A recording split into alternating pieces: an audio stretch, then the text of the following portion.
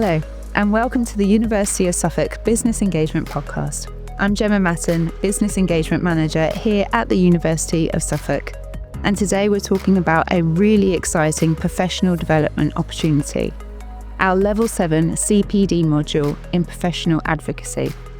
I'm delighted to be joined by Jayne Marie, who's the course lead. Jayne, thank you so much for joining me. You're welcome. So, Jayne, can you briefly introduce yourself and the role in leading the professional advocacy CPD module? Of course. So my name's Jayne Marie. I'm a registered midwife. I've been a midwife for 28 years, and I joined the university as a lecturer in midwifery 3.5 years ago.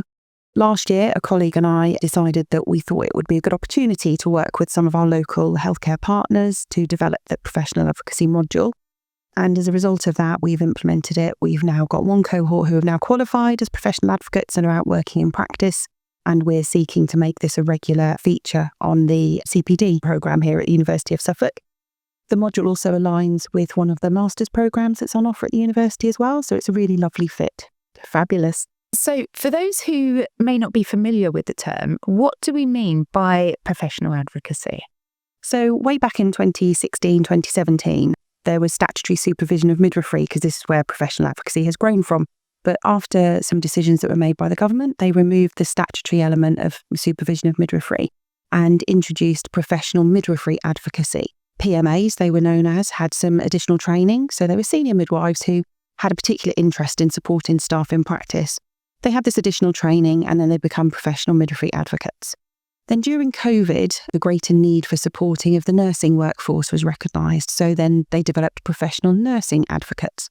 As a result of that, and because of the benefits not only to individual healthcare practitioners, particularly midwives and nurses at the moment, but also in terms of recruitment and retention and making work a nicer place to be and having a good supported environment, professional advocacy is now being rolled out into other professions. So there's been a greater demand for professional advocates across the whole healthcare spectrum.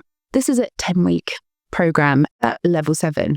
Who is it particularly designed for? I know you said it comes from midwifery. So is that the sector that it is designed for, or what other sectors could it go to? We've made this course now very healthcare bespoke, but across professions. So it's not just aimed at midwives or nurses. So for example, on the current programme, we've got an operating department practitioner. We've had radiographers previously, and physiotherapists, occupational therapists. So it's a lovely multidisciplinary approach, which is brilliant. We also have a multidisciplinary team who are teaching the module as well. So there's myself, I'm a midwife. One of my colleagues, Julie Blundell, is a nurse. And one of my other colleagues, Joseph Purdy, is a radiographer. So not only is it aimed at being multidisciplinary, so we all learn together, it's also facilitated multidisciplinary, which again is really advantageous. So we welcome any healthcare registrant. We work alongside the Nursing and Midwifery Code of Professional Conduct and also the HCPC standards and ethics that other healthcare providers work towards as well. So we combine both. So it's been great for all of us because we're learning about each other's jobs and professions, which has been really good. And actually just having that whole insight of different people's duties and how it benefits them as well. It makes it much more vibrant, insightful, and particularly for providers who send multiple members of staff, it's really going to have benefit because you've got people who have been taught the same content, but they're applying it in slightly different ways.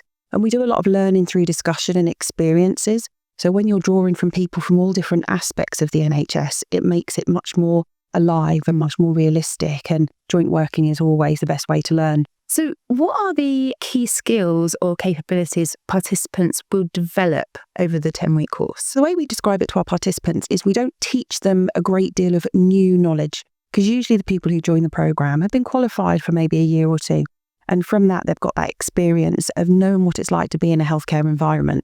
So they bring that along with them. They also bring their own personal experience because being at work isn't always a particularly pleasant environment to be in. And we often go through times of challenge in our own lives. So people often bring with them a motivation to want to help and support others. During the programme, we then do a bit of a recap on those main themes and issues. So we look at theories of leadership, change management, how to support staff when they're under particular times of pressure, but also how to help people want to have that quality improvement approach.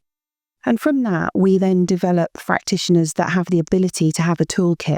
So we get them to practice different things in the session. So one of the main concepts of professional advocacy is restorative clinical supervision. And that's a method by which you can facilitate discussions with either an individual or a group of staff And this really is where the NHS is seeing the main benefit from being able to give RCS, restorative clinical supervision, to members of staff. And again, you can use that when things have gone wrong, when there's been a clinical incident, but equally it can be really, really powerful for individuals who are perhaps struggling with their confidence or their competence, or perhaps an incident has happened that they found personally challenging.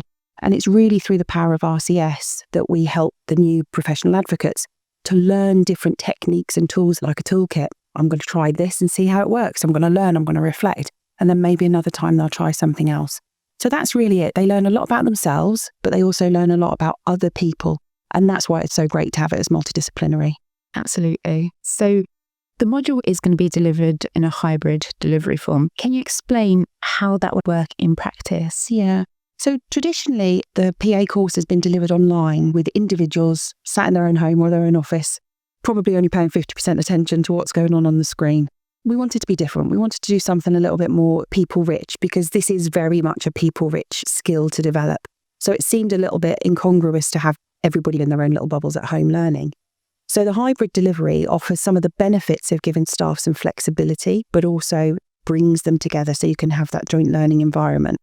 So what we tend to do is the theory-based days, when we're talking about some of those more theoretical concepts and learning information, we tend to do those as online sessions. So staff get the opportunity to have that bit of work-life balance and work from home on that day. But then we have the in-person days when we're doing more interactive tasks or when we have discussions, and that's the benefit of having that hybrid model. It gives us the opportunity. We're also offering real-life experience of doing RCS. So the first time that you ever do it isn't with other people, it's with people who are also on the same learning journey as you. And what we've found has been that opportunity for staff to come together to learn has been really beneficial. So that's why we've chosen to stick with the hybrid model. It's also like having that support network as well, of having other people that are all at the same level, that are you learning together. And because it's people from all different sides of healthcare, it's just that enrichment. And usually the students club together a little bit and they start messaging each other on a WhatsApp group outside of the lectures, and they help each other on their journey. And the really positive thing about that is they can continue those relationships once they're in a professional advocacy role. So it gives them that support structure. Also during the programme, we offer them the opportunity through their employer to have a practice supervisor. So this is another registered healthcare professional who's got experience in being a professional advocate. So they can learn from them as well and make those links with other professionals out there doing that role already. So it gives them a little bit of a network before they even start doing the skill, which, none of us like doing something new for the first time when we're terrified and don't quite know what we're doing. So it's nice to have that support structure in place. Fabulous. So from an individual perspective, what are the main benefits of rolling on to this course? Yeah. So we get people who come onto the course for a variety of different reasons. Often it's because their manager has seen something in them that perhaps they're the person in the team who a lot of people take their problems to. Or perhaps they've dealt with a scenario particularly well, or maybe not so well. So usually managers will spot some of these people who have key skills really that need to be developed and nurtured. Individuals can nominate themselves for it as well if it's something that they're particularly interested in. It's a great skill for anybody, whatever career path they want to be on. If they want to go into management later, then you've got that natural route of helping in that leadership position. But we're really clear that professional advocacy isn't management, but it is about supporting staff. If you want to stay entrenched in your clinical role, so whether your career aspirations are to become a Band 8 specialist, for example, this can be a really good role for you as well. So if you are that nurse or that radiographer or that physiotherapist who really wants to stay working as a Band 6 and they enjoy that day-to-day clinical contact, again, it can be a really good skill to hold. Professional advocacy isn't about hierarchy. You don't have to be experienced for 10 years or hold this level of qualification or this level of role. It's really about everybody within the NHS, all those different clinical grade levels, working together to support each other. So for individuals, what they get out of it is they can be called a professional advocate. They can work with their trusts in the professional advocacy team. But really, it's about them being able to use real life experience and concepts to help their colleagues. And out of that, they automatically help themselves, because it's good to help people, but also it's good to help people when you know what you're doing. And that's what this module offers you the opportunity to do. Fabulous. So from an employer's perspective, what impact can having somebody take this course have on the trust, on their department? So the evidence base is definitely growing around what professional advocacy offers to organisations.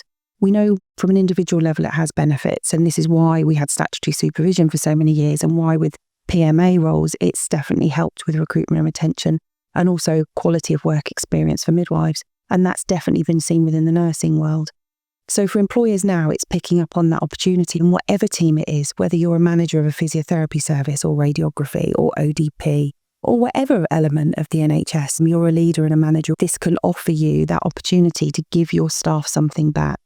By having PAs, it will help you to know how your staff are doing because you'll be able to know the issues, what are the themes that are coming up. You'll be able to get issues nipped in the bud rather than them growing into something. The evidence base is really growing around improving recruitment and retention, and that's why the NHS is supporting more professional advocacy programmes, because the evidence is definitely there. That's the main benefit. Reducing sickness, reducing absence post-clinical incidents as well is something that's definitely seen.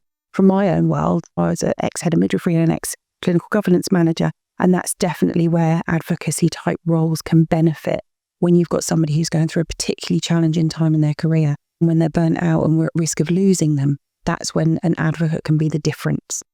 So many trusts now have teams of professional advocates, but really now the focus is on spreading that more widely to make sure that everybody has the opportunity. I know that there's some trusts that want to do regular restorative clinical supervision sessions for all staff, and that would be the dream ideal really. But to do that, you need advocates. So that's the key really, is getting the people in. So if someone is considering enrolling, what would you say to encourage them to take the next step? Yeah. So the places are available, and I think really it's about being nominated by your manager. If you've got a PA lead, so a professional advocacy lead within your trust, often they're the people who will hold the access to these places. So I would go and have a conversation with them or with your line manager, say that you've got an interest. You're more than welcome to contact me or any of the team that work with me on the module to ask any questions and get any ideas and really present to your manager or your lead PA why you're the right person to do the module, because they'll be the people you'll be benefiting and helping ultimately. And also speak to your colleagues. We've had 3 people on the current cohort who were actually nominated to do the module by their peers because they saw a poster up in the clinical area and they thought, oh, that would be perfect for so-and-so, you should do that. And I think to be pushed to do something by your peers is a real sign of what you can offer and of what you've already shown to your peers. So I think it's really speak to your lead PA or your manager or put yourself forwards. Anybody can do this role. It's about having empathy, having insight, both personal and professional. But it's ultimately about being kind and wanting to help people. And it is a natural fit if you're working in healthcare. You know, they go hand in hand. Fabulous, lovely. Thank you so much, Jayne Marie. From our conversation, it's clear how impactful this programme is going to be, not just on an individual, on the workforce, but as the business as well. If you'd like to find out more about the Professional Advocacy Level 7 CPD module, you can visit the University of Suffolk website, or you can contact either Jayne Marie directly, and her details will be on the website as well, or you can contact the business engagement team. So thank you for listening, and we'll see you next time on the University of Suffolk Business Engagement Podcast.